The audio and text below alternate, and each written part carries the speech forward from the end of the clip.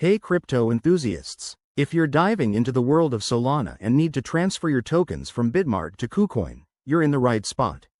This guide will walk you through the process step by step, making it simple and stress-free.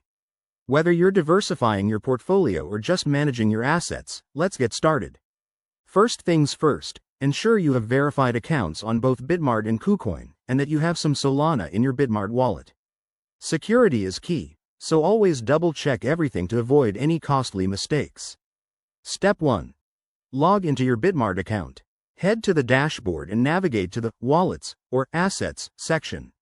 Find your Solana balance there. Step 2. Click on the Withdraw option next to Solana.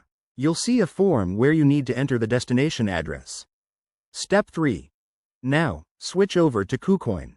Log in and go to your wallet.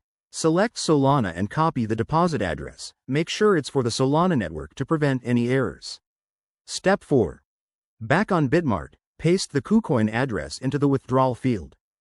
Double-check that the network is set to Solana, as using the wrong one could lead to lost funds. Step 5.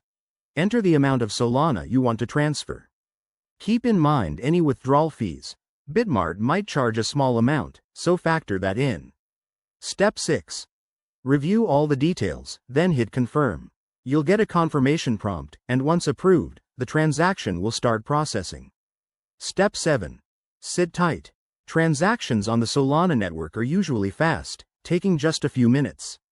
Once it's complete, log back into Kucoin and check your Solana balance to confirm the transfer. And there you have it.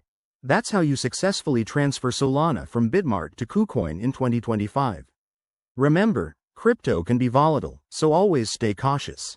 If this tutorial helped you out, give it a thumbs up, subscribe for more tips, and drop a comment if you have questions. Thanks for watching, and happy trading.